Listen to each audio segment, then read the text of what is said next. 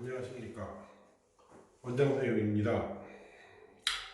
하여간 이 코로나 사태 때문에 우리가 참 힘들고 있지, 그치? 우리 고3들 고생 많은데 열심히 공부하라고 우리서 같이 열심히 노력해서 꼭 원하는 대학을 갈 수 있도록, 알겠지? 화이팅 합시다. 자, 오늘은 이제 킬러 문제 설명을 할 건데, 이거 문제 인강을 듣기 전에 반드시 뭘 하셔야 되냐면 문제를 읽어보시고 나름대로 설계해보시고 계산도 하시고 1, 2, 3 적어서 정리도 해보시고 문제에 대한 이해가 안 되고 무슨 말인지 모른다면 절대 이거는 인강이 도움이 안 됩니다. 그래서 반드시 인강을 듣기 전에 문제를 고민을 해보시고 풀어보시고 공부를 하고 나서 꼭 하시길 바랍니다. 하여간 이 F62, 63, 64, 65 중에 그래도 여러분들이 어느 정도 접근할 수 있는 유형의 문제 중에 하나를 이제 택해서 하는 거니 이제 해보겠습니다. 자, 문제를 이해했다고 치고요. 설명을 해보겠습니다. 이 문제는요, 보시다시피 그 부채꼴에 OAB라는 부채꼴, 반지름이 4란 부채꼴이 있고 이 부채꼴에 OA 위에 임의의 점 Q, R, P를 놔두고요. 이 QRP가 이동을 자유자재로 하겠죠. 자유자재로 하면서 길이가 달라지고 이 달라지는 길이가 어떻게 달라질지 우리는 몰라요. 모르지만 여튼 이것의 최소값, 최대값이 존재할 것이고 그 최소값, 최대값에 대한 어떤 거? 이 길이를 K로 잡겠다 이겁니다. 그리고 이 K의 무슨 값? 최소값을 구해달라는 겁니다. 그리고 결론 답은 구해진 K의 제곱값. 이 제곱이라는 거는 분명히 무슨 의미가 있을 거예요. 그래서 이걸 갖다가 어떤 식으로 세워서 저걸 구해달라는 얘기가 아마 될 겁니다. 그래서 이제 저희가 이제 해야 되는 거는 그 식을 이제 어떻게 세울 것이냐. 그렇게 이제 접근을 해보면 되겠죠. 자, 또 하나의 문제는 여기 최소값이 등장하는데, 최소값을 어떻게 구할 거냐 이겁니다. 최소값을 구하는 방법은 무려 7가지나 있죠. 7가지에 대해서는 제가 여러분한테 여러 번 설명을 드렸기 때문에 그 최소값 구하는 그 7가지 방법 중에 여기서는 어떤 것을 쓸지 이따가 한번 또 고민을 좀 해보자고요.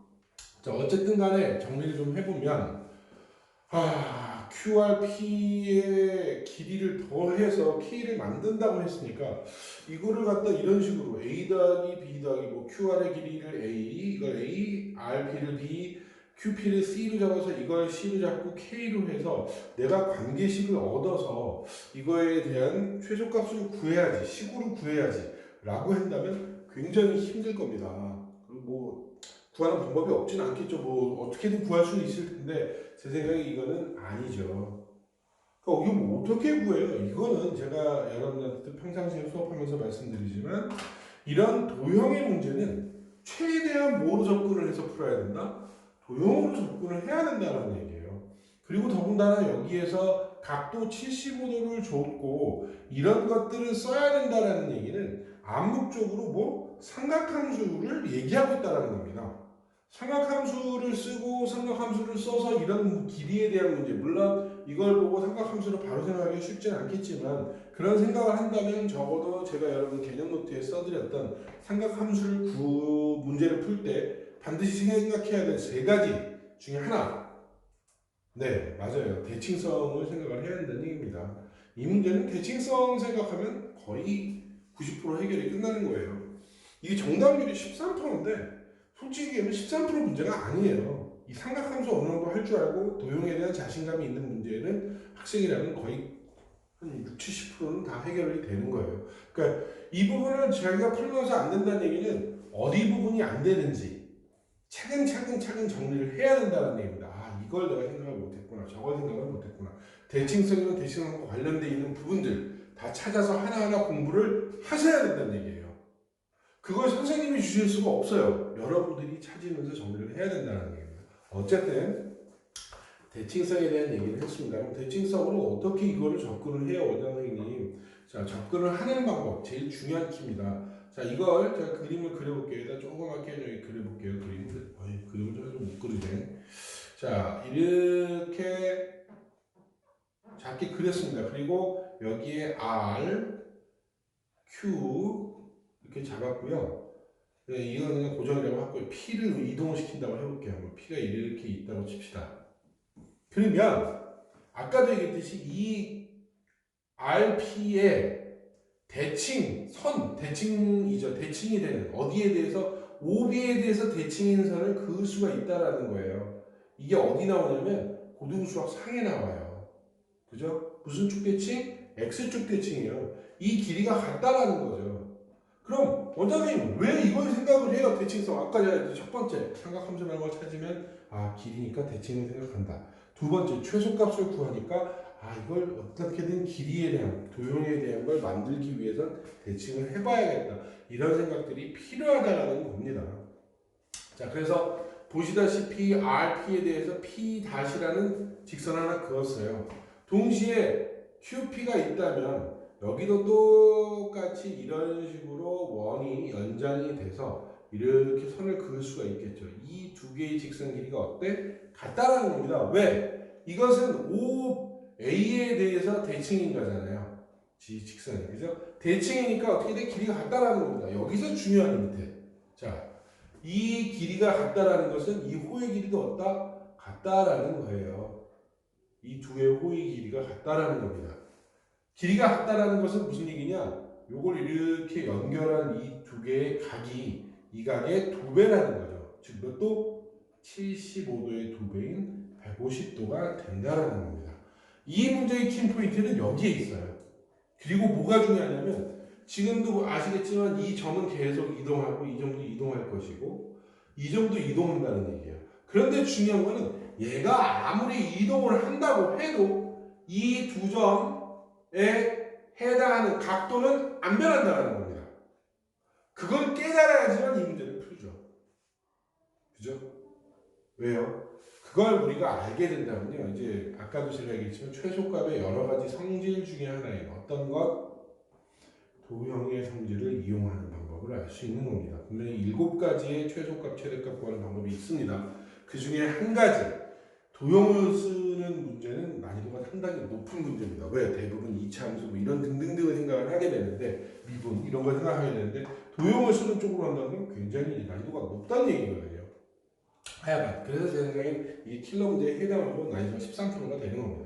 어쨌든 간에 보시는 것처럼 자 보시다시피 이 길이가 이 호의 길이에 150도의 각도가 나왔고 이것이 왔다 갔다 하는데 지금 보시다시피 이 길이와 이 길이가 같고요. 이 길이와 이 길이가 같고 이 길이도 변하는 거 아닙니까?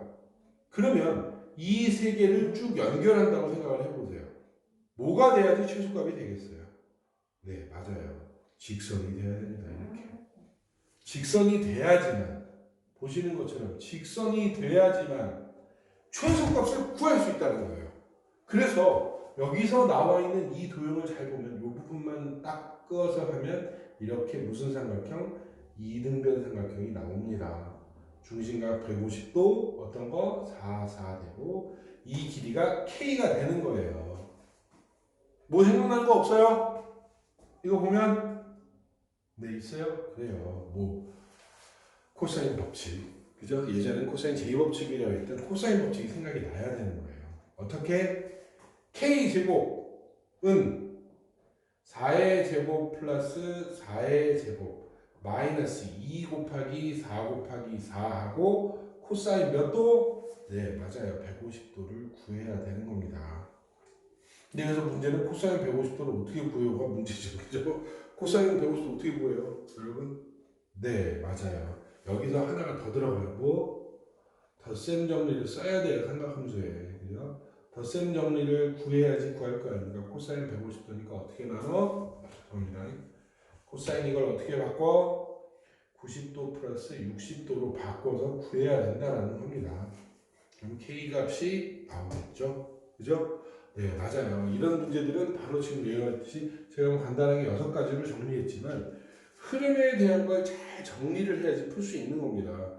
이게 지금 이 정도 수준이면 킬러까지는 아니고 제가 보기에 준킬러와 킬러로 왔다 갔다 하는 수준의 문제가 되는데 보시다시피 정답률이 13%라는 것은 학생들이 도형이 굉장히 약하다라는 거예요. 그리고 여기에 도형 문제뿐만 아니라 삼각형 최소값 구하는 거, 그 다음에 코사인 법칙 쓰고 덧셈 정리까지 여러 가지의 단계를 거친다는 걸 꼭 알고 있어야 되는 거고 가장 중요한 키포인트는 뭐다? 도형의 최소값이 나오면 일단 첫 번째 뭘로 의심해라? 도형으로 의심하라는 겁니다. 물론 사람마다 다르겠지만 아시겠죠? 자, 일단 여러분들 이걸 토대로 해서 정리를 잘 하시고 다음 문제는 다음에 다시 또 수업을 하도록 하겠습니다. 네, 고생하셨습니다.